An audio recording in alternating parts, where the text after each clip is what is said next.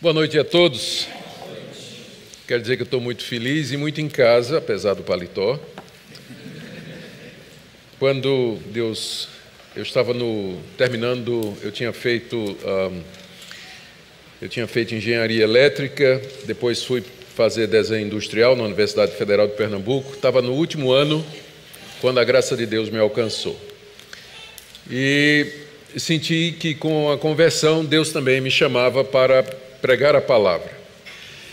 E eu comecei a pregar a palavra bem cedo, logo depois da minha conversão. E me lembro que Deus me guiou para trabalhar entre jovens. Estou explicando porque é que eu estou me sentindo muito à vontade aqui com o projeto da igreja. E primeiro comecei a pregar o evangelho entre os pescadores da região norte de Recife, cidade de Olinda. Até hoje tem uma igreja lá, batista, apesar de eu ser presbiteriano, né? Mas uma igreja batista se formou lá. E depois eu fui para o interior do estado pregar o evangelho entre os plantadores de cana, e tem uma igreja dessa feita presbiteriana lá. E voltando para Recife, quando eu conheci a Minca, nós começamos um trabalho com os jovens, pastor Isaac, que a princípio não tinha nenhuma, humanamente falando, ia contra tudo que se fazia dentro da igreja presbiteriana naquela época, que era extremamente convencional e tradicional. Então criei um grupo de rock, na verdade tinha uma banda de uma igreja, que tocava muito bem, e eu fiz o desafio de gente, vamos tocar rock evangélico na praça, em vez de ficar aqui tocando para a igreja, vamos lá para a praça. Então nós levamos o grupo, o nome da banda é Novo Viver, e nós alugávamos caminhão, usávamos a traseira do caminhão como palco, íamos para Alto da Sé, em Olinda, nós íamos para praças, íamos para beira-mar, finalmente ganhamos espaço suficiente para fazer eventos em teatros, e a igreja era muito parecida com isso aqui, cheia de jovens, um louvor bem contemporâneo, e muita gente não dava nada para aquele trabalho, né? Um jovem pastor, né? Eu estava, na verdade, fazendo meu curso de teologia quando esse trabalho começou. Hoje tem algumas igrejas lá na região, e na minha última contagem saíram pelo menos 12 pastores de entre todos aqueles jovens que passaram por lá durante todos esses anos. Vão em frente, vocês estão começando, a obra é grande, tem muita coisa pela frente ainda, então fica firme que Deus vai abençoar esse trabalho com certeza. Isso que a gente está vendo acontecer aqui, está conversando com o pastor Isaac, está acontecendo no Brasil todo. Nós trazemos amigos que vêm da Europa e dos Estados Unidos para pregar, para fazer palestras, e todos eles, sem exceção, eles ficam impressionados com a juventude da igreja brasileira. A quantidade de jovens que eles veem nos eventos, que lotam os auditórios, que enchem as igrejas. Enquanto isso, lá na Europa, a igreja já quase, pelo menos a igreja tradicional, ela já não praticamente existe, e nos Estados Unidos ela está envelhecendo sem que uma nova geração venha substituir. E aqui no Brasil a gente vê toda essa quantidade de jovens que estão interessados. Graças a Deus por isso, estou muito feliz de estar aqui, pastor, no segundo ano de aniversário de vocês. Queria convidá-los a abrir a Escritura na carta de Paulo aos Colossenses, capítulo 2. Eu vou falar sobre uma coisa que o pastor Isaac disse aqui no começo, que a urbana é a respeito de Cristo. Tudo gira em torno da pessoa dele, e era exatamente nós não combinamos, era exatamente o tema que eu tinha no meu coração para falar nessa noite, a suficiência do Senhor Jesus, que é um dos temas principais da teologia reformada. Colossenses capítulo 2. Nós vamos do verso 8 até o final do capítulo. Como é um pouco extenso, eu vou primeiro ambientar o texto, depois nós faremos a exposição. Paulo ele estava preso na cidade de Roma quando ele recebe a visita de Epáfras, o pastor da igreja de Colossos, trazendo uma oferta para o apóstolo Paulo e trazendo muitas indagações. Paulo não é o fundador da igreja de Colossos, ele é o fundador da igreja de Éfeso, foi onde ele labutou, mas Colossos não está longe, faz parte da grande Éfeso, por assim dizer. Epáfras deve ter se convertido durante o ministério de Paulo, lá em Éfeso, levou o evangelho para Colossos, sua cidade, lá começou uma igreja. E a igreja, então, cresceu, se desenvolveu, se espalhou pela cidade, era grande o suficiente para merecer, ou pelo menos para despertar a atenção de Paulo. Algum tempo depois, Epáfras percebe que ele está com um grande problema na mão. Alguns mestres, alguns estudiosos, alguns pregadores estavam se infiltrando na igreja, participando dos cultos que eram feitos nas casas e trazendo uma doutrina que era diferente daquela que Epáfras aprendeu com o apóstolo Paulo. Essa doutrina era uma mistura de cristianismo com judaísmo, ideias gnósticas da filosofia da época, e trazia também um forte viés místico e legalista. E aquilo tudo, de repente, era demais para Epáfras. Epáfras, então, faz a viagem até Roma, levando uma oferta de amor para o apóstolo Paulo, preso lá, e abre o coração e diz: Paulo, eu estou precisando de ajuda, porque a igreja lá em Colossos está sendo infiltrada por uma forma de cristianismo que não é aquilo que você nos ensinou, não é aquilo que foi revelado por Deus. E é muito complexo. E, na verdade, era muito complexo mesmo. A ponto de que os estudiosos dizem que aquele movimento que estava acontecendo em Colossos, eles chamam de a heresia de Colossos, porque não aparece em nenhum outro lugar do Novo Testamento. É tão único que parece ter sido alguma coisa localizada ali. Ninguém consegue encontrar um paralelo exato em outros lugares, em outros tempos, para aquela mistura. Porque, de fato, era uma mistura. Aparentemente, esses pregadores dessas ideias, eles tinham um pano de fundo judaico, eram judeus que haviam se convertido ao cristianismo, mas que eram influenciados pelas ideias filosóficas da época, especialmente duas vertentes. Uma, o neoplatonismo, que é uma ideia que remonta ao filósofo Platão, desenvolvida pelos seus seguidores, que basicamente vê o universo como separado em dois andares. O andar de cima, que é o mundo da perfeição, o mundo das ideias, onde todas as coisas existem na forma de conceitos, em toda a sua pureza. E no andar de baixo tem um mundo material, que é sensível, palpável, tangível e que é um reflexo imperfeito do mundo superior, que é o das ideias. Essa caneca, por exemplo, ela é um reflexo imperfeito da caneca ideal que existe no mundo das ideias. Então, para esse pessoal, tudo o que for ideal, tudo o que for pensamento, tudo o que for conceito, o divino está no andar de cima. Tudo que for físico é imperfeito, intrinsecamente mal, e está no andar de baixo. Então, daí que surge, por exemplo, movimentos influenciados por essa ideia, que acham que o corpo é a prisão da alma. O corpo físico, ele aprisiona a alma.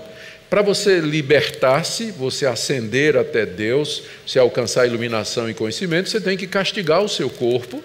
Você pode, inclusive, praticar o ascetismo, que é a privação das necessidades básicas do seu corpo, para que, uma vez quebrado o poder do corpo, a sua alma se liberte e se eleve até Deus. Então, esses judeus cristãos, eles tinham essas ideias neoplatônicas, eles viam a matéria e o corpo como sendo intrinsecamente maus. E eles diziam que esse movimento deles era alguma coisa que eles tinham recebido da parte de Deus através de revelação. E era um conhecimento secreto que não tinha sido dado nem aos apóstolos.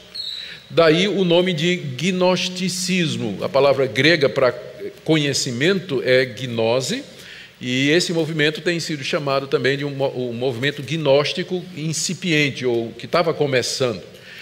E esse segredo era a chave para você chegar à vida eterna. Essa gnose era dada somente aos iniciados. Ou seja, não bastava você crer em Jesus Cristo. Você tinha que ter esse conhecimento secreto. Você tinha que se tornar um gnóstico. E, além disso, você tinha que praticar as obras da lei, conforme estava na lei de Moisés. Lembra que o pano de fundo é o judaísmo aqui. E você tinha que, seguindo o pensamento platônico, castigar o seu corpo, praticar a ascese, para que você pudesse subir até a presença de Deus. Durante muitos anos, muito tempo, os estudiosos do Novo Testamento, eles não não conseguiu identificar na literatura antiga alguma coisa que pudesse ser paralela a essa heresia de Colossos, porque ela é muito sincrética, ela liga elementos de várias tendências religiosas e filosóficas daquela época. Até que na década de 50 do século passado foi descoberto lá no Egito, mais especificamente numa cidade chamada Nag Hammadi, uma biblioteca gnóstica datando do século II, que avançou muito o nosso conhecimento a respeito do gnosticismo, que a gente não tinha muito conhecimento, não é? E, surpresa de todas as surpresas, o vocabulário deles reflete muita coisa do que Paulo está dizendo na carta aos Coríntios, na carta aos Colossenses. Os gnósticos falavam do pleroma, que era a tradução é plenitude, que é esse espaço que nos separa de Deus e os homens. Essa distância entre Deus e os homens é chamada de pleroma, que é plenitude. Eles usam essa palavra que Paulo usa o tempo todo nas suas cartas. Eles falam que você tem 3 tipos de gente: o carnal, o almal, tem a ver com alma, e o espiritual, que Paulo usa em 1 Coríntios. Eles vão falar a respeito dos rudimentos do mundo, que era uma expressão que só aparece em Paulo, ninguém sabia direito o que é, só que na literatura gnóstica os rudimentos do mundo se refere a anjos que habitam nos corpos celestes e que são mediadores entre Deus e os homens. A verdade é que o gnosticismo, no século II, era uma religião extremamente complexa e sofisticada. E se não foram os pais da igreja, chamados pais apologetas, como Justino, como Tertuliano, que enfrentaram Ireneu, que enfrentaram esses gnósticos e declararam essas ideias como heréticas, nós hoje seríamos gnósticos. O gnosticismo foi a primeira grande heresia cristã, que quase engole o cristianismo nos séculos II e III. E se não for o trabalho desses apologetas, desses homens que Deus levantou, defendendo a verdade, então, como eu disse, todos nós hoje seríamos gnósticos em vez de cristãos, não é? Em vez de cristãos. Então, esses paralelos nos ajudam a interpretar, a entender o que é que Paulo está fazendo aqui. Ele está lidando com uma forma inicial de gnosticismo, misturada com ideias judaicas, que não negava exatamente a Jesus Cristo, com práticas ascéticas, com legalismo, um balai de gato, se você quiser, se puder usar uma expressão mais popular. E o que nos interessa é que todas estas coisas, elas permanecem hoje. Embora Paulo esteja lidando aqui com um movimento antigo de 2000 anos atrás, mas as ideias centrais vocês vão reconhecer como sendo extremamente relevantes, elas estão presentes no dia de hoje. A abordagem de Paulo, no texto que nós vamos examinar, é expor essas ideias como sendo falsas, e em seguida ele apresenta Cristo como sendo a resposta para todas os desafios, propostas que estão sendo feitos por esses mestres usando essas coisas. A resposta final de Paulo é: nós não precisamos de vocês porque nós já temos a Cristo. Tudo que vocês estão oferecendo, conhecimento, plenitude, atravessar a plenitude para chegar até a presença de Deus, essa ideia de revelação e novo conhecimento, isso de cumprir a lei, tudo isso já está realizado e completo em Cristo Jesus. Nós temos Cristo, portanto, nós não precisamos de nenhuma dessas invenções aí.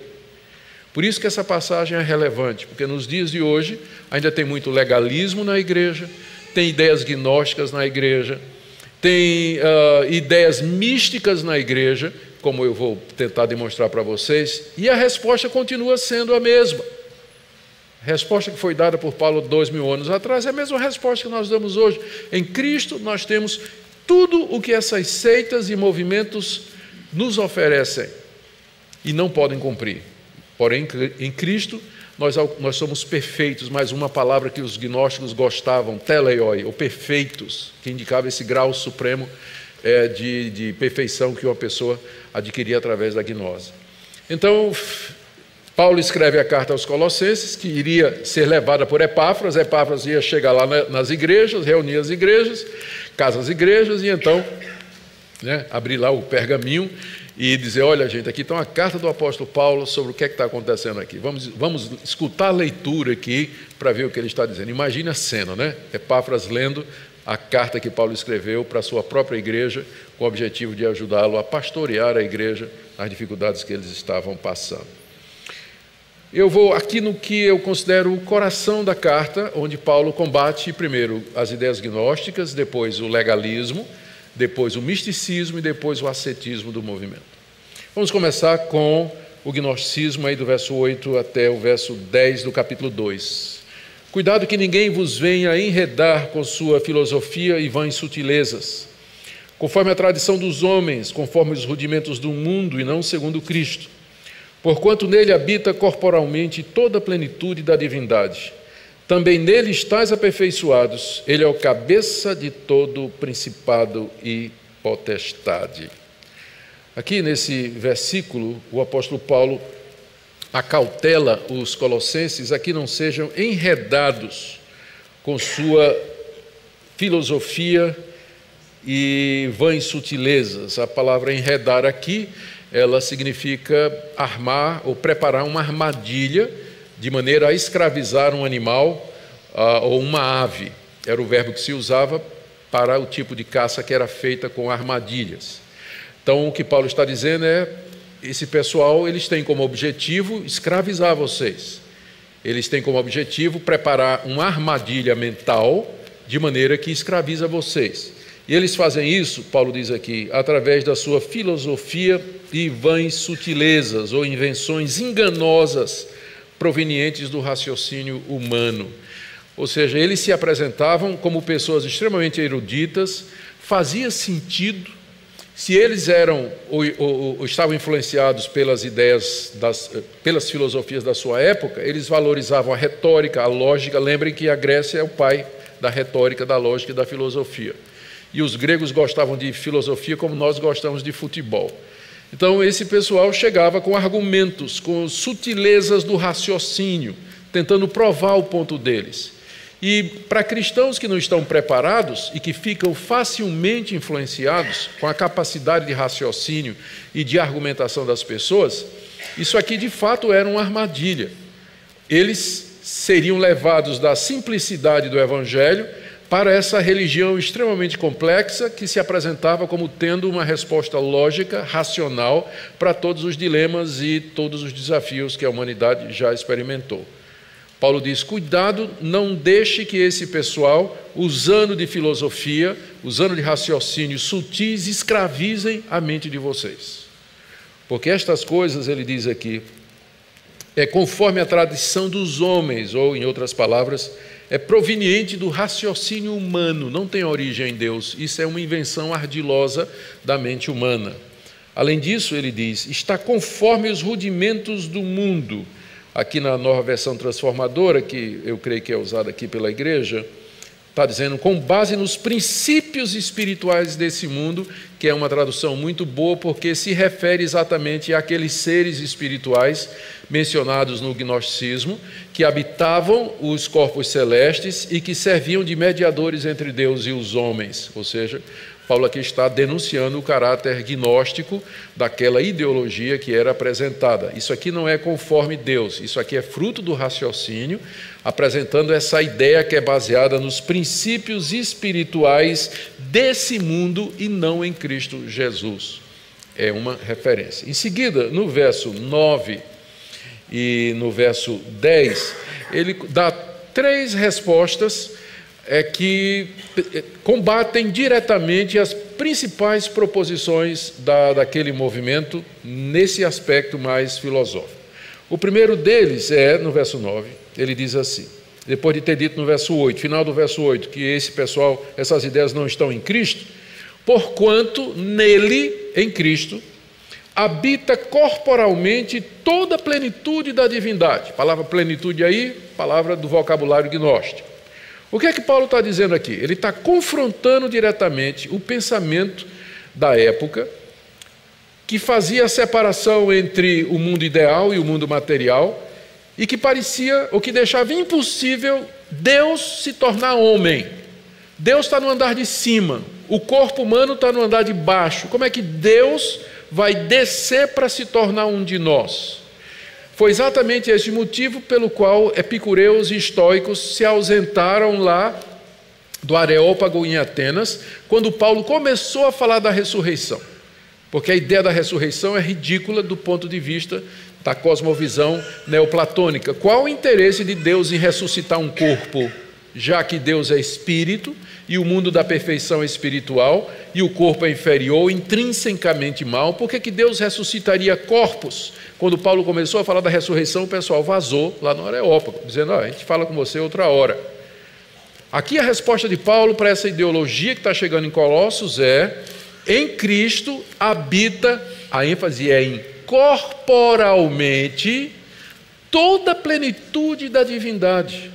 Ou seja, Deus na sua plenitude, no seu pleroma, Ele habita, não é que habitou, Ele está falando de Cristo não somente durante o tempo da encarnação, mas também nesse período agora, em que Cristo continua Deus homem. Às vezes o cristão tem essa ideia errada, que quando Cristo subiu aos céus depois da ressurreição, passou a primeira camada de nuvens, olhou para um lado e para o outro, não tinha ninguém olhando, Ele jogou fora o corpo, não é? E é espírito. Não, Cristo continua até hoje com o corpo da sua ressurreição. Ele é Deus homem eternamente. E nele, Deus homem, habita corporalmente toda a plenitude da divindade. Isso aqui já era um basta, um chega para lá, na ideia daqueles mestres que diziam que era impossível a encarnação e impossível a ressurreição. Como vocês vão encontrar também nos dias de hoje. A resposta de Paulo para aquele pessoal é a suficiência de Cristo. O pleroma que eles ofereciam, ele habita divinamente no corpo, na pessoa de Cristo Jesus. Cristo é a expressão plena e máxima da divindade. Ou seja, essa é uma das passagens que falam claramente da divindade de Jesus Cristo. Ele não era um homem comum, ele não era uma pessoa boa, mas nele habitava Deus em toda a sua plenitude. E essa era a resposta número 1 para a proposta gnóstica. Segundo, verso 10, início do verso 10. Também nele estáis aperfeiçoados. Porque essa era uma das ofertas desse movimento. Eles ofereciam perfeição. Do tipo assim, não basta você ter fé em Jesus Cristo, você tem que ter esse conhecimento, essa gnose para você chegar até Deus, para você ser perfeito. Paulo diz, não.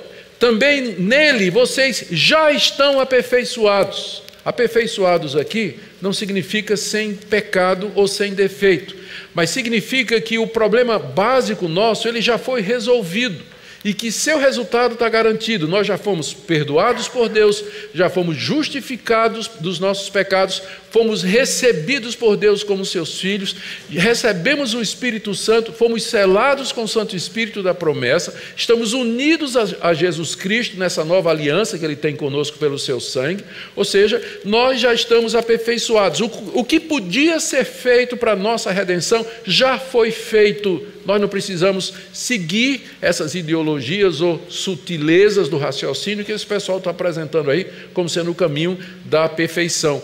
Porque em Cristo, se você está em Cristo, você já está aperfeiçoado. Não há nada mais a ser feito. Na verdade, não há nada mais que possa ser feito. Uma vez que você está em Cristo Jesus, nele você já é perfeito diante de Deus. Já é perfeito. Nada se pode acrescentar à obra completa de Jesus. Terceira resposta de Paulo está no final do verso 10, quando ele diz que ele é o cabeça de todo principado e de toda potestade, de todo governo, de toda autoridade. A palavra, essa expressão aqui, principado e potestade, que só aparece também nas cartas de Paulo, é uma referência aos anjos.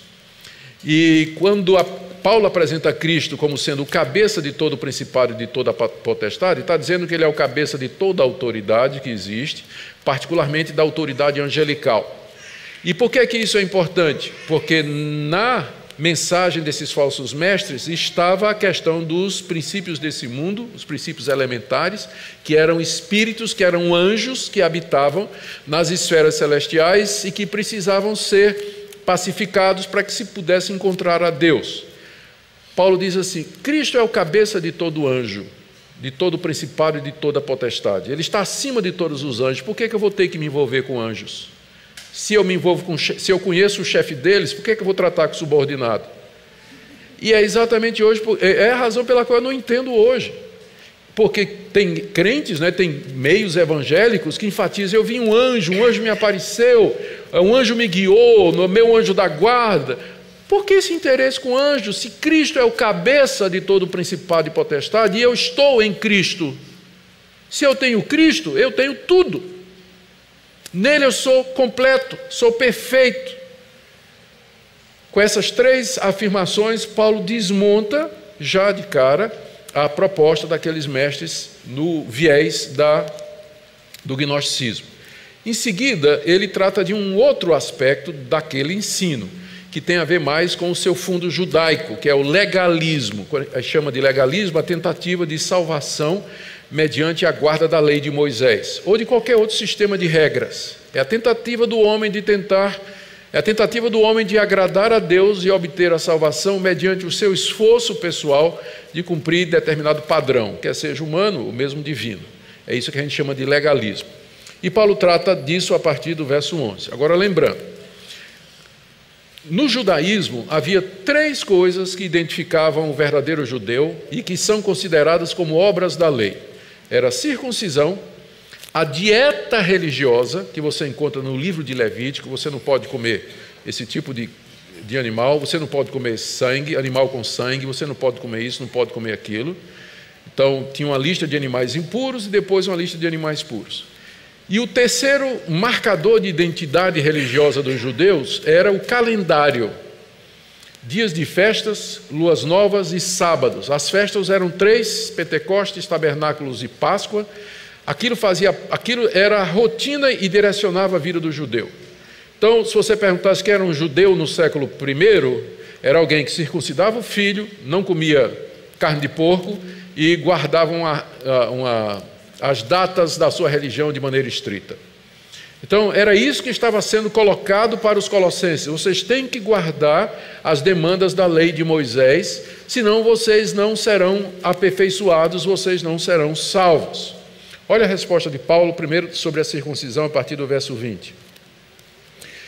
Nele também fostes circuncidados, não por intermédio de mãos, mas no despojamento do corpo da carne, que é a circuncisão de Cristo, tendo sido sepultados juntamente com ele no batismo, no qual igualmente fostes ressuscitados mediante fé no poder de Deus, que o ressuscitou dentre os mortos.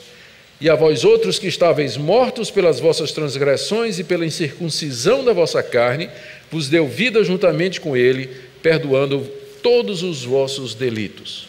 Olha o que é que Paulo diz no verso 11. Nele vocês também foram circuncidados. Todo mundo sabe o que é circuncisão. E Paulo diz para os cristãos: vocês já estão circuncidados. Vocês não precisam fazer essa circuncisão feita por mãos humanas. Essa expressão aqui se deriva do costume rabínico de deixar crescer. O rabino deixava crescer a unha do polegar e afiava dos dois lados como uma navalha. E quando o menino vinha para ser circuncidado, né? Então, daí a expressão circuncisão feita por mãos, né? Feita por mãos. Paulo diz: vocês já foram circuncidados, porque a circuncisão, ela representa o remover do poder do pecado no coração, como tem aqui na nova versão transformadora, dizendo: em Cristo vocês foram circuncidados, mas não por uma operação física, e sim espiritual, na qual foi removido o domínio da sua natureza humana. A circuncisão era um símbolo da remoção do poder do pecado do nosso coração. Por isso que no Antigo Testamento, tantas vezes os profetas, Moisés dizia para a nação de Israel: circuncidem o coração de vocês. A circuncisão não é prova que vocês são descendência de Abraão. Se você não circuncidar o seu coração, a circuncisão física não vai valer nada. Então, era para isso que a circuncisão apontava, para a remoção do poder do pecado do nosso coração, que aconteceu quando nós nos convertemos. Portanto, em Cristo eu já estou circuncidado. Eu não preciso seguir a lei de Moisés e não preciso me tornar um prosélito judeu para poder ser um crente completo e ser salvo, como alguns ensinam. Tem um movimento judaizante dentro do meio evangélico dizendo exatamente isso: você tem que se tornar um prosélito judeu para você poder alcançar a perfeição, ser completo e obedecer a Deus. O batismo é o símbolo dessa circuncisão. Batismo é o símbolo disso. Você vê que logo depois de falar de circuncisão, Paulo já entra com o batismo, dizendo no verso 12: tendo sido sepultados juntamente com ele no batismo, no qual igualmente fostes ressuscitados mediante o poder de Deus, que o ressuscitou dentre os mortos. É isso que o batismo representa, a circuncisão do coração, que era prefigurada na circuncisão do Antigo Testamento. Uma vez que você está em Cristo, você já está circuncidado, e o batismo é o símbolo disso. O argumento que Paulo apresenta para dizer que nós não precisamos da circuncisão física para sermos salvos, está aqui no verso 13. Eu vou ler aqui na versão transformadora, que é mais fácil. Vocês estavam mortos por causa de seus pecados e da incircuncisão de sua natureza humana. Então Deus lhes deu vida com Cristo, pois perdoou todos os nossos pecados. Ou seja, quando Deus perdoou vocês e lhe deu vida, vocês estavam circuncidados? Não. Vocês eram incircuncisos, gentios, alheios ao pacto, alheios à vida de Israel, alheios às promessas, não tinham ideia nenhuma do que Deus tinha dito a Moisés, ou falado a Moisés, mas pela pregação do Evangelho, Deus circuncidou o coração, Deus perdoou todos os pecados de vocês, sem que vocês fossem circuncidados fisicamente. Então, por que vocês querem voltar para a lei de Moisés? Por que vocês estão ouvindo esses mestres aí? Da mesma forma que em Cristo você já está aperfeiçoado, como ele disse no argumento anterior, Cristo é o cabeça de todo o principado e de toda a potestade, assim também em Cristo vocês já estão circuncidados, ou seja, Cristo é a resposta para todas as demandas daquela seita, como é para hoje, nos dias nossos. Mas ele não para aqui. Aqui no verso 14 e 15, ele vai tratar da questão da lei de Moisés em geral. Eu vou ler aqui. Tendo cancelado o escrito de dívida que era contra nós e que constava de ordenanças, o qual nos era prejudicial, removeu inteiramente, encravando na cruz, e despojando os principados e as potestades, publicamente as expôs ao desprezo, triunfando deles na cruz. Aqui a pergunta principal aqui do verso 14 é: o que é esse escrito de dívida que era contra nós, que aqui na nova versão transformadora, diz assim, que é o registro de acusações contra nós. O que é esse registro de acusações contra nós que Deus removeu em Cristo? Ora, gente, o que é que está escrito e que é contra nós, que nos acusa e que nos coloca em dívida diante de Deus? Os 10 mandamentos, a lei de Deus. Não terás outros deuses diante de mim, não farás para ti imagem de escultura, não tomarás o nome do Senhor teu Deus em vão, lembra-te do dia de descanso para o santificar, honra teu pai e tua mãe, não matarás, não furtarás, não adulterarás, não dirás falso testemunho, não cobiçarás absolutamente nada do teu próximo. Quem de vocês aqui já cumpriu tudo isso a vida toda? Eu não estou levantando a mão exatamente porque eu também não cumpri. Esse é o escrito de dívida, é o registro de acusações, porque a lei não foi dada para salvar. A lei foi dada para calar a nossa boca, para mostrar que nós somos pecadores e que nós precisamos de alguém que nos salve. Legalismo é quando você não entende isso e tenta se salvar pela guarda da lei, num esforço absurdo, porque você está partindo do pressuposto de que você consegue. E um dos temas centrais da reforma protestante, refletindo no ensino bíblico, é a depravação total do homem.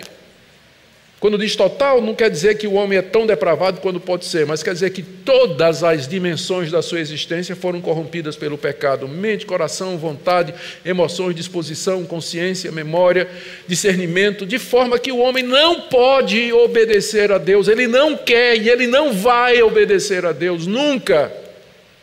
Então a lei de Deus, o problema não é com a lei, o problema é que a lei foi dada para pecadores como vocês e como eu. Então ela se torna no registro de acusações, escrito de dívida que Deus tem contra nós. Olha o que é que Paulo diz que Deus fez, no verso 14. Deus cancelou o registro de acusações. Alguém conhece uma coisa mais libertadora do que essa? Você está devendo uma nota, está sendo processado e de repente chega o oficial de justiça e diz: olha, o juiz cancelou as acusações, você está livre. Você não deve mais nada. Está livre. Não tem mais risco nenhum de ser condenado. Não vai perder absolutamente nada. Sua liberdade é completa e total. Cancelamento. Deus cancelou o escrito de dívida que nos era contrário. Como ele fez isso? Ele explica aqui. Esse escrito de dívida, o registro de acusações, constava de ordenanças, que eram exatamente as ordenanças da lei que eu mencionei para vocês, o qual nos era prejudicial, porque a lei não foi dada para nos salvar, mas para nos condenar. Agora veja o final do verso 14. Removeu inteiramente, encravando na cruz. Sabia disso? Que quando Cristo estava sendo crucificado, Deus estava ali crucificando com ele o escrito de dívida que nos era contrário e que assinou com o sangue de Cristo, cancelado. Aí Paulo pergunta, por que vocês querem se submeter à lei de Moisés outra vez? Esse escrito de dívida já foi removido, já foi cancelado na cruz de Cristo, está pregado lá, ou foi pregado lá. Aqueles mesmos cravos que traspassaram as mãos e os pés de Jesus são os mesmos que cravaram a lei na cruz, de maneira que quando a lei, Deus olha para a lei, ele a vê cravada na cruz. E as acusações, elas encontram o seu pagamento na pessoa daquele, junto com quem a lei foi encravada.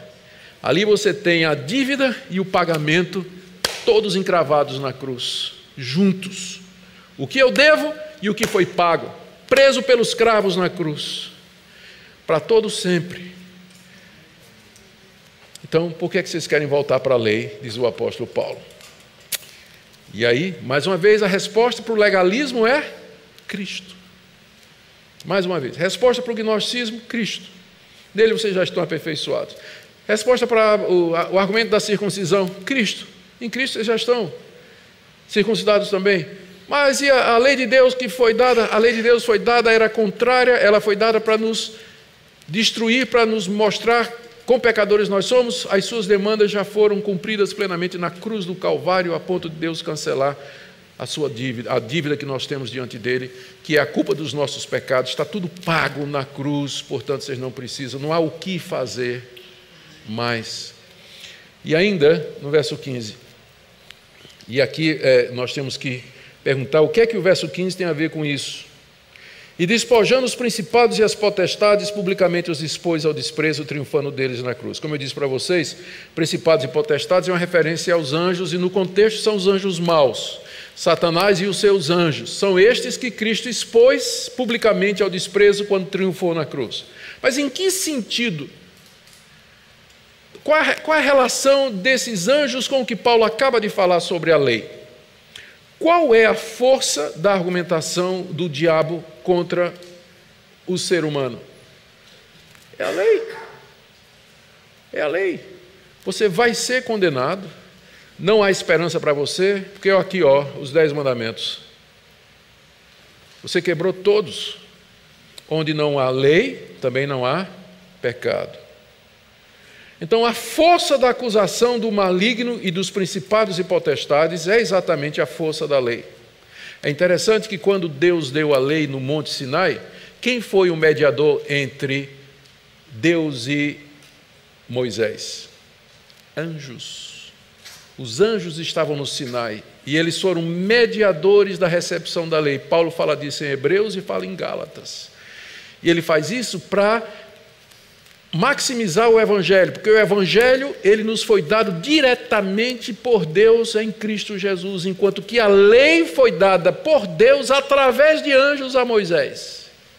Então há uma ligação entre os principados e potestades e a lei. Por isso que a vitória de Cristo, no verso 14, cancelando o escrito de dívida na cruz, também representa o triunfo dele sobre principados e potestades. A figura que Paulo usa aqui no verso 15 é do triunfo romano, de um general que entra vitorioso na sua cidade, depois de ter vencido o inimigo no campo de batalha. E o que acontecia naquela época? Quando um soldado vencia outro no campo de batalha, ele despojava, ele desarmava, que inclusive é a tradução aqui, a nova versão transformadora, desse modo desarmou os principados e potestades. O soldado vitorioso, ele desarmava o vencido, tirava seu escudo, tirava sua couraça, sua lança, sua espada, seu capacete e levava como despojo.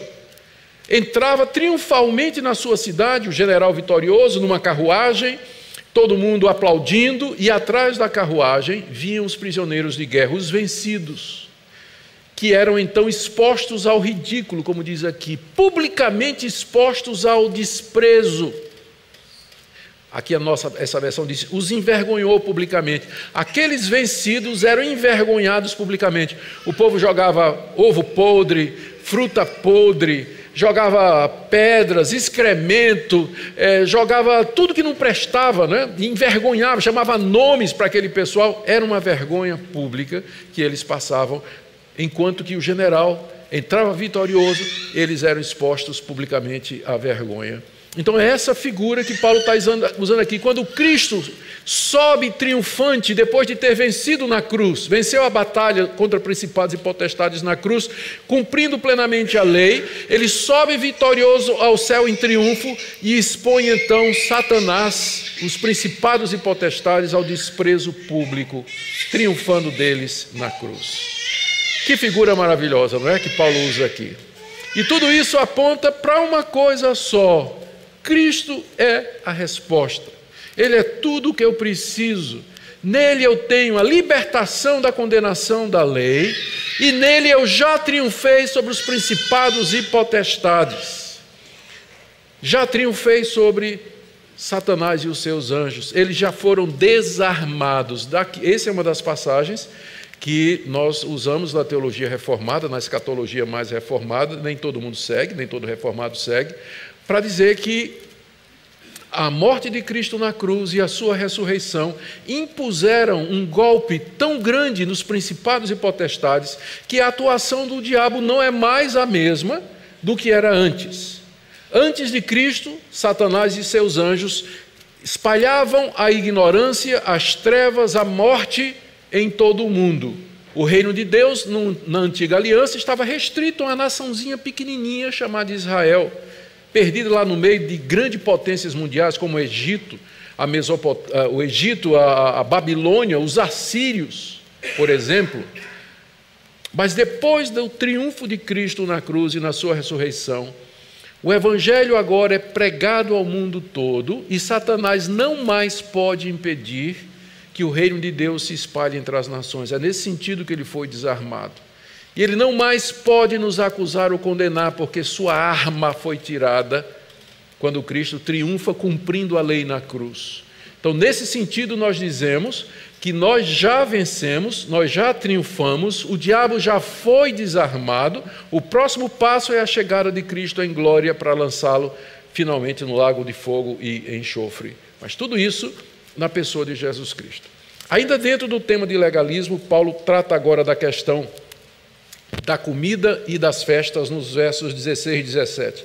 Ninguém, pois, o pois aqui introduz a conclusão do argumento anterior. No argumento anterior ele tinha dito: Cristo cumpriu a lei e venceu os principados e potestades. Portanto, ninguém julgue vocês por causa de comida e bebida, ou dia de festa, ou lua nova, ou sábados, porque tudo isso tem sido sombra das coisas que haviam de vir, porém o corpo é de Cristo. Aqui ele traz mais uma advertência. Você percebeu que são 3, né, advertências pelo menos. A primeira está no verso 8, cuidado que ninguém enrede vocês, cuidado que ninguém escravize. Depois ele disse aqui, no verso 16, Não, ele vai dizer, mas ele disse no verso 16: ninguém vos julgue por causa de comida.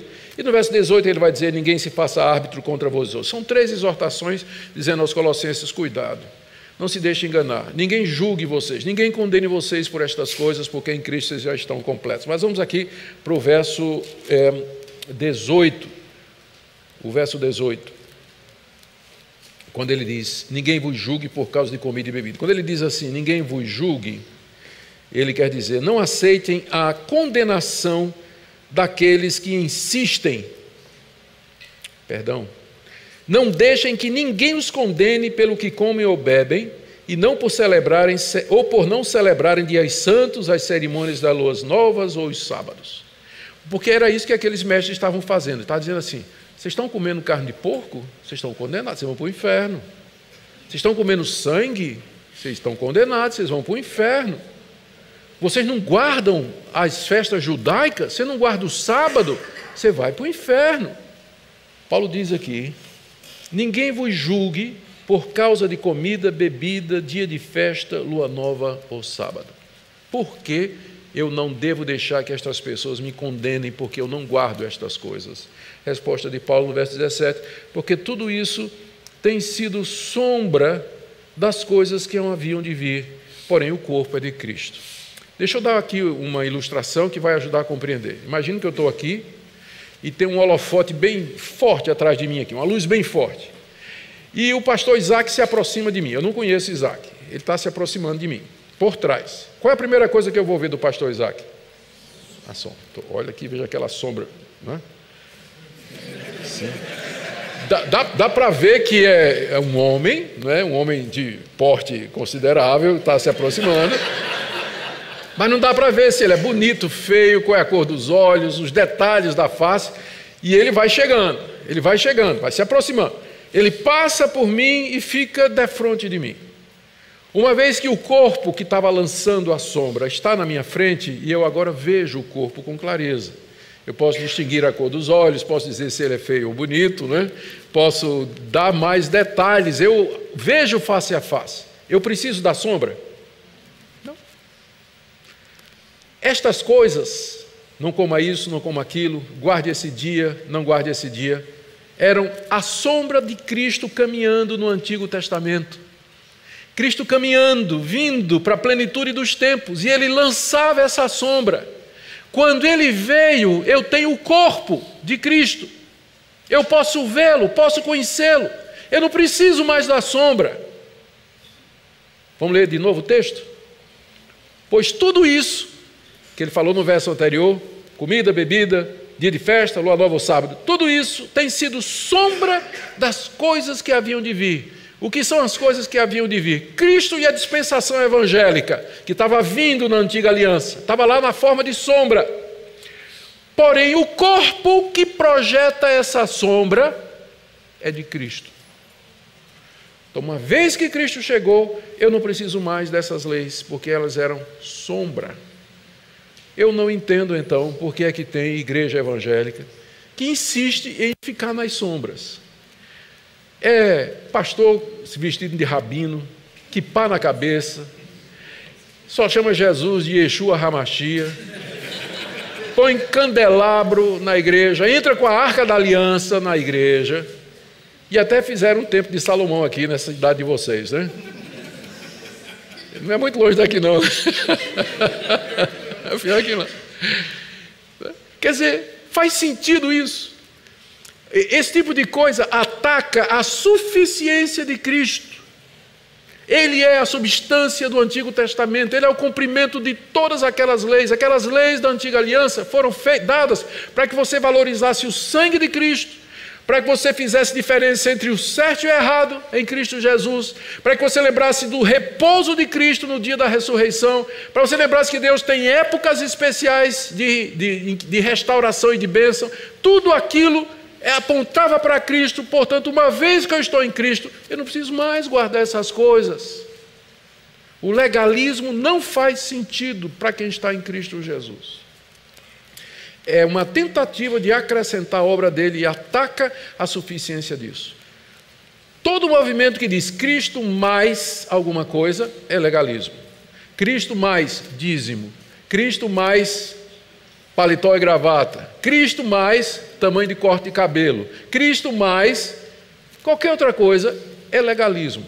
Foge da suficiência e da plenitude de Jesus Cristo. Por que o nosso coração reluta em descansar completamente em Cristo? Porque sempre a gente quer fazer alguma coisa. A gente acha que é muito esmola grande, né? Cego desconfia, né? Então é muita graça. Mas será que eu não tenho que fazer nada? Não tenho que fazer nada. Cristo já fez tudo. Sim, Ele já fez tudo mesmo. Mas e até a fé, até a sua capacidade de crer está no pacote, está no kit. Vem, a fé vem junto com isso, que você não pode ter por você mesmo. Resposta de Paulo para todas as demandas daquela seita: Cristo. Nele vocês estão circuncidados, ele já cumpriu a lei, despojou principados e potestades, ele é a consumação e a substância de todas as sombras do Antigo Testamento, ele é o cabeça do principado e potestade. Em Cristo você tem as respostas para todos esses questionamentos e a solução para todas essas demandas aí. Mas não terminou. Do verso 18 a 19 ele trata da terceiro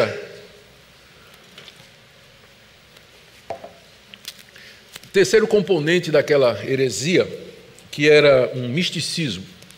Esses homens estavam dizendo que tinham tido visões de Deus, dizendo que nós tínhamos que ter comunicação com os anjos, princípios rudimentares do mundo, para podermos chegar a Deus vencendo o pleroma. Verso 18: ninguém se faça árbitro contra vós outros, pretextando humildade e culto dos anjos, baseando-se em visões, enfatuado, sem motivo algum na sua mente carnal, e não retendo a cabeça, da qual todo o corpo, suprido e bem vinculado por suas juntas e ligamentos, cresce o crescimento que vem de Deus. Olha o que diz a Nova Versão Transformadora: não aceitem a condenação daqueles que insistem numa humildade fingida e na adoração de anjos, e que alegam ter visões a respeito dessas coisas. A mente pecaminosa deles os tornou orgulhosos.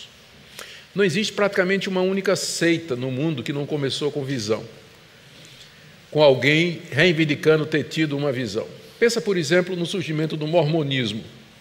Joseph Smith, que era um jovenzinho que tinha andado em várias igrejas evangélicas da sua época e achou que todas elas estavam erradas, diz ele que uma noite acordou com um anjo pairando ao lado da cama dele.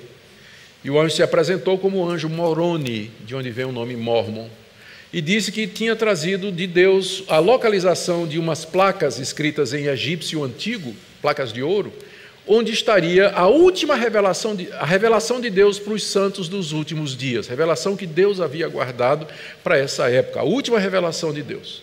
Então, o Smith diz que ele foi até o local, descobriu as placas e traduziu, e é o livro de Mormon, o livro de Mormon. Então, começa com essa alegação de que há um novo conhecimento que não está na Bíblia, que vai além da Bíblia, que não foi dado aos apóstolos, mas que Deus reservou para os últimos tempos. Toda a seita diz isso. Pega o islamismo. Mohammed, pastor de cabras, entra numa caverna, diz que ali lhe apareceu o anjo Miguel. E Mohammed era analfabeto, ele não sabia ler nem escrever. E ele começou a ter revelações desse anjo, que ele dizia para um amigo que cometia a escrita. Daí surge o Alcorão, que se considera a revelação final de Deus. Eles consideram o judaísmo como a primeira, o cristianismo como a segunda e o islamismo como a terceira, dada através desse anjo, a última revelação de Deus para a humanidade. Você pode pegar a mesma coisa, o espiritismo de Allan Kardec. Ele vai dizer a mesma coisa, que os espíritos, falando através da mediunidade, trouxeram essa doutrina que tinha sido esquecida e que não tinha sido revelada com toda a clareza antes, que é a doutrina da reencarnação. Então, o livro dos Espíritos de Allan Kardec, ou o Evangelho segundo o Espiritismo de Allan Kardec, trata exatamente disso. O espiritismo kardecista se vê como a última revelação de Deus para a humanidade, dada através de contato com estes seres. Toda seita é assim. E no meio evangélico isso é muito comum hoje. Pega, por exemplo, o movimento G12, que dividiu igrejas batistas, presbiterianas. Castellani teve uma revelação em que Cristo lhe apareceu e disse: meu povo se equivocou durante 2000 anos, porque eu queria desde o começo que o discipulado fosse em grupo de 12, por isso que eu chamei 12. Mas a igreja cresceu, se multiplicou, catedrais, igrejas, mega churches e tudo mais, mega igrejas e tudo mais, e nós temos que voltar à simplicidade do discipulado de 12 a 12. Surge o movimento G12, não baseado na Bíblia, que você não vai conseguir provar na Bíblia que o discipulado é só na base de 12, mas baseado numa revelação que Jesus Cristo deu a César Castellani. E eu posso dizer para você que praticamente hoje, todas essas práticas que você encontra aí nessas igrejas, que parecem coisas estranhas e tudo mais, não tem o menor fundamento bíblico. E a argumentação vai ser essa: Deus me disse, Deus me apareceu, Deus me revelou, eu vi um anjo, eu tive um sonho. Isso é tão antigo quanto o livro de Colossenses. Porque era o mesmo argumento que essa seita estava usando lá em Colossos. Nós tivemos uma visão onde Deus disse que nós temos que adorar os anjos. Mas espera aí, está soando familiar? Quem foi o anjo que queria adoração? Não é? Quem foi o anjo que sempre quis adoração? Inclusive propôs a Jesus Cristo: tudo isso te darei, se prostrado me adorares. De onde veio essa visão? Por isso que a Bíblia é muito cautelosa quando ela nos adverte a ter cuidado com esse tipo de coisa, não mexer com esses poderes espirituais, porque você não sabe o que está por detrás. Portanto, meu canal de comunicação com Deus é sua palavra escrita, é a sua revelação, sola escritura, nela eu estou seguro. Em vez de me abrir para tentar ouvir Deus, ou a mensagem de Deus, ou o caminho de Deus para a minha vida, através de sonhos, visões e revelações, que eu não sei a origem. Porque uma das características exatamente desses seres é a capacidade de enganar. Ele é o pai da mentira que se transforma em anjo de luz. Por isso, está aqui, Paulo dizendo: não deixe que esse pessoal, não aceite a condenação desse pessoal que insiste numa humildade fingida. Porque eles chegam assim, com toda humildade, né? Não, eu sou um simples servo de Deus, Deus me deu uma visão, mas eu nem sei porque que Ele me deu essa visão, né? Eu sou nada diante de Deus, né? Vem com essa humildade fingida. E aí engana os incautos. Tem muito crente que vai atrás, crente que gosta de novidade. Gosta mesmo, para eles só Cristo. Eles querem alguma coisa assim mais emocionante, alguma coisa que eles possam fazer alguma coisa e tudo mais. E aí quando aparece um falso profeta dizendo esse tipo de coisa, diz: era isso que eu estava esperando. Vai embora atrás da seita. Lá vai, seguir o falso profeta. Como tem muitos hoje. O que é que falta? É o conhecimento do Evangelho. Um dos slogans mais perniciosos usados no meio evangélico é: a letra mata e o espírito vivifica. Tirado do contexto, talvez eu fale disso amanhã de manhã. O apóstolo Paulo, quando diz a letra mata e o espírito vivifica, não está fazendo um contraste entre doutrina, estudo, versus espiritualidade, piedade e plenitude do espírito. Ele está contrastando a antiga aliança e a nova. Duas coisas completamente diferentes. Entretanto, ao dizer isso, a letra mata e o espírito vivifica, existe uma rejeição ensinada por muitos líderes aos membros de suas igrejas, dizendo: não estudem doutrina, não leiam comentários, não pesquise a palavra de Deus, porque doutrina mata. Olha para as igrejas históricas e tradicionais. Eles podem ter um ponto, porque muitos teólogos bons que nos deram boa teologia eram áridos, eram secos, não tinham vida, às vezes não faziam não estavam envolvidos no pastorado. Eu entendo a força desse argumento, mas esses homens estavam errados. Porque não existe dicotomia entre uma mente preparada, uma mente culta, que entende a palavra de Deus, que estuda a palavra de Deus, e um coração piedoso, cheio do Espírito Santo, que quer viver uma vida para Deus e viver uma vida de oração. Então não se deixa levar por essa piedade, por esse misticismo aí que está desprovido de fundamentação bíblica.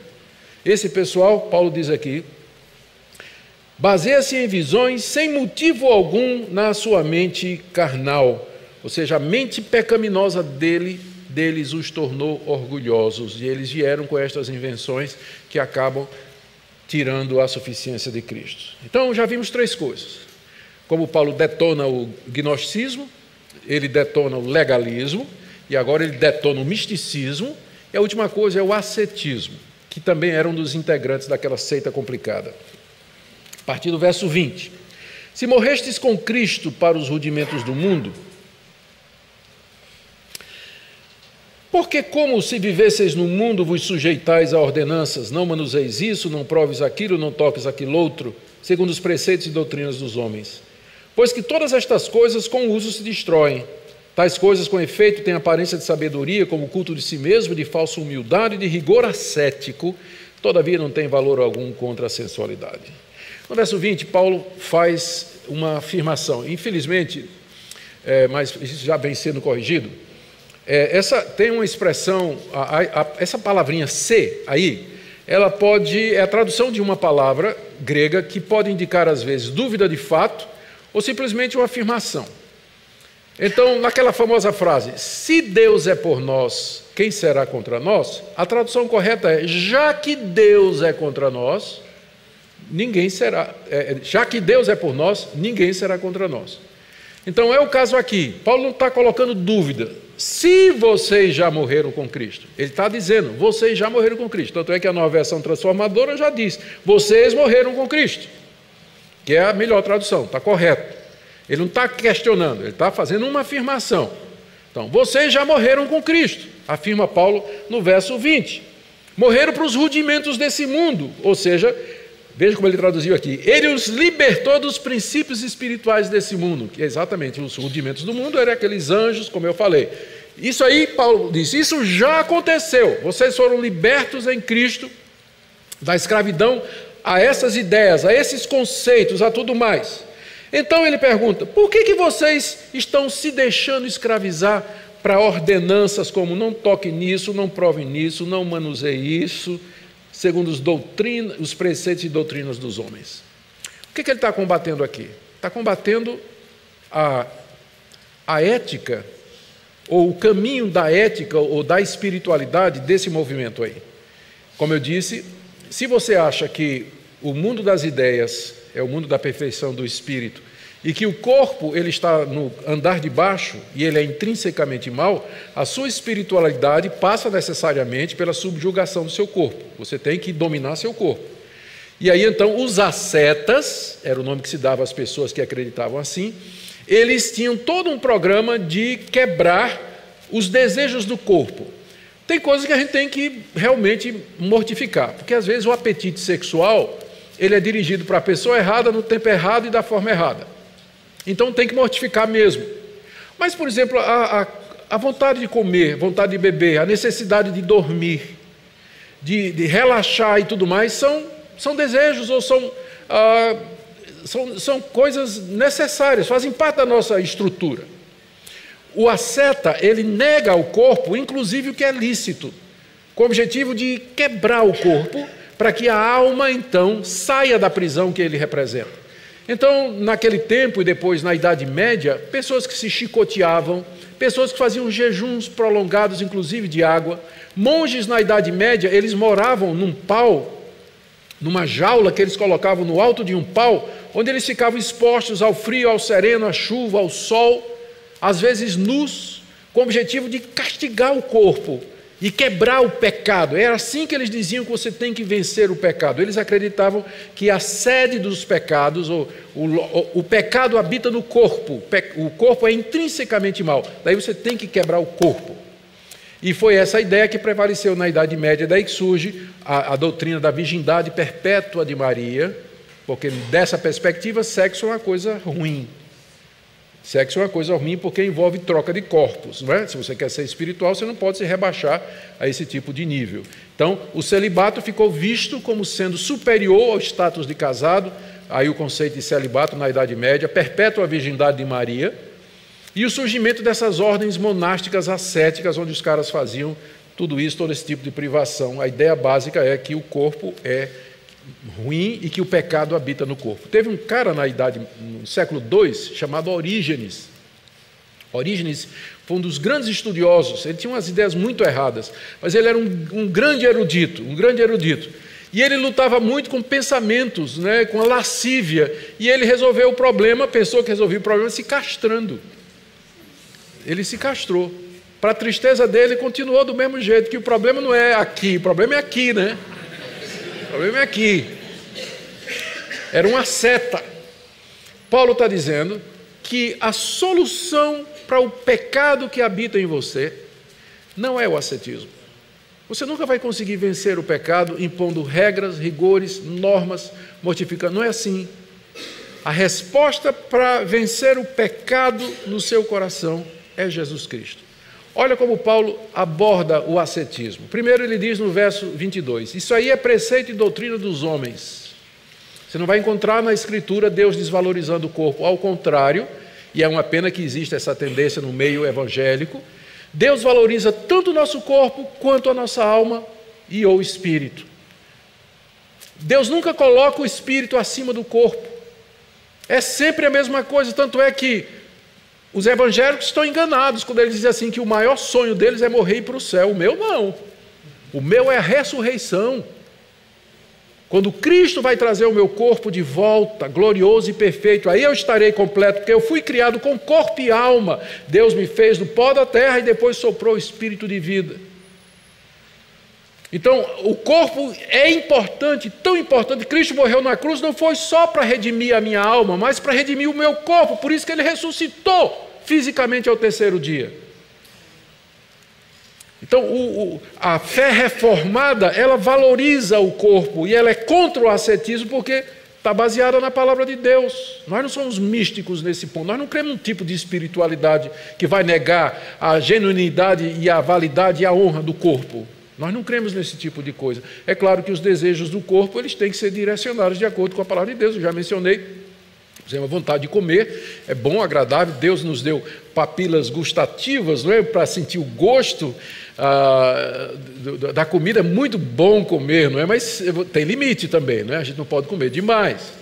E tem coisas que a gente também não deve comer, como piqui, por exemplo, que é lá do Goiás, que é horrível. Não tem coisa pior do mundo. Aquilo ali não foi da criação original, aquilo é lá quando disse a terra produzirá cardos e abrolhos, né? Aquilo ali. Então, sono é uma coisa boa, mas dormir demais a Bíblia já chama de preguiça, não é? Já chama de preguiça. Então, com moderação, a gente pode viver e aproveitar todos os benefícios associados com o nosso corpo. O ascetismo não tem nada a ver conosco. Paulo diz a doutrina de homens. Segundo, no verso 22, todas estas coisas com o uso se destroem, não é? Olha aqui, a nova versão transformadora diz coisas que se deterioram com o uso. Ele diz assim, olha, você não pode comer esse tipo de carne. Sim, mas peraí, se eu pegar essa carne e comer, ela não é destruída? Então, para que essa confusão toda? Coisas que com o uso se destroem. É só eu comer e resolve, está destruído. É destruído na boca, depois no intestino e depois vai para lugar escuso, não é? Como é o termo que a palavra de Deus usa aqui, o próprio Jesus disse, não usou essa expressão. Então, Paulo diz, mas que bobagem de vocês fazendo briga por conta de comida. Comida com uso se destrói. Não é permanente, não tem valor permanente. Terceira coisa que ele diz, isso aí, verso 23, de fato tem aparência de sabedoria como culto de si mesmo e de rigor ascético. Conhece Dona Maria? Conheço, mas é uma santa mulher de Deus, olha, nunca foi para a praia, nunca assistiu o jogo do Corinthians, nunca vê novela da Globo, olha, nunca cortou o cabelo, né? Assim, uma mulher assim, santa, sábia. Isso não é símbolo de santidade na Bíblia, não. Sabe o que é que isso parece? Culto de si mesmo. Culto de si mesmo. E o último argumento de Paulo, final do verso 23, essas coisas não têm valor algum contra a sensualidade. É aquilo que eu disse. Você pode fazer tudo isso, mas não tem valor contra a sensualidade. A sensualidade aqui, foi traduzido aqui, em nada contribui para vencer os desejos da natureza pecaminosa. Você pode fazer tudo isso, seguir um código, mas isso aqui não vai resolver o problema da corrupção do seu coração. Só tem uma coisa que resolve isso, a cruz de Cristo. A circuncisão do coração que é feita em Cristo Jesus. Mais uma vez, a resposta de Paulo para todas essas demandas é a pessoa de Cristo. Se você está em Cristo, você vai ter o poder para vencer pornografia, você vai ter poder para vencer os pensamentos lascivos, você vai quebrar o círculo vicioso. Se você está em Cristo, você vai ter o poder para fazer isso. Senão, você vai começar o ano, hoje já estamos em fevereiro, não é? Tenho certeza que você já quebrou todos os propósitos que você tomou na virada de ano. Né? Todo ano a gente faz propósito, né? Chega em fevereiro a gente já Porque nós não temos condição em nós mesmos de vencer a nossa natureza, tem que ser em Cristo Jesus. Fechando. Resposta de Paulo para Epáfras. Epáfras, o que você precisa ensinar aos crentes de Colossos é Cristo. Ensine a plenitude de Cristo, a riqueza de Cristo, a sabedoria de Cristo, a obra completa dele na cruz, a sua perfeita e plena divindade, a sua ressurreição dos mortos, o triunfo dele sobre principados e potestades, como ele cumpriu a lei por nós, como no seu sangue a gente tem um perdão de pecados. Ensina a Cristo. E se os crentes aprenderem, se eles entenderem a suficiência de Cristo, eles serão firmados na rocha, eles não vão atrás dessas seitas. Você não precisa se preocupar com esses falsos profetas, com as demandas desses falsos profetas, ou com as ofertas que essas religiões fazem, as promessas que eles fazem, porque você já vai dizer, mas nós já temos tudo isso em Cristo. Cristo é a resposta de Deus para todas as necessidades que nós temos, presentes e futuras. Por isso, a grande questão nessa noite, que eu quero trazer para vocês, é essa daqui. O que Jesus Cristo representa para você? Ele é sua única esperança, sua única confiança? Você tem certeza que é nele, somente nele, que você deposita a sua expectativa de ser salvo? É nele que você espera ser encontrado no dia do juízo? Ou será que ao lado de Cristo você tem construído uma religião paralela, acrescentado coisas, invenções? Talvez você tenha ouvido e seguido mestres que de alguma forma querem acrescentar a suficiência de Cristo. Que nessa noite fique claro que a palavra de Deus foi ensinada a respeito da suficiência de Cristo, e que nessa noite você tomou conhecimento do Evangelho na sua plenitude, na pessoa de Cristo Jesus. Que Deus abençoe vocês, irmãos, e que essa igreja continue firmada na rocha. Eu gostei, como eu disse, eu não combinei nada com o pastor, mas a primeira palavra que ele disse aqui é que a Urbana tem, se você está na Urbana, você vai ouvir sobre Cristo o tempo todo. E é exatamente isso que eu queria falar nessa noite. Deus abençoe vocês. Deixa eu orar por vocês. Ó Deus, te damos graças pela pessoa do teu Filho, que veio para ser a nossa sabedoria, redenção, santificação e glorificação. Nós te damos graças porque nele estamos aperfeiçoados. Dá-nos amor ao teu Filho, paixão por ele, que a nossa fé seja vibrante, que ela possa ser conhecida das pessoas dessa cidade, dessa região. Abençoa essa querida igreja, Senhor, enchendo-a do teu Espírito Santo. É o que nós pedimos, agradecidos em nome de Jesus. Amém. Amém. Deus abençoe vocês, irmãos. Obrigado.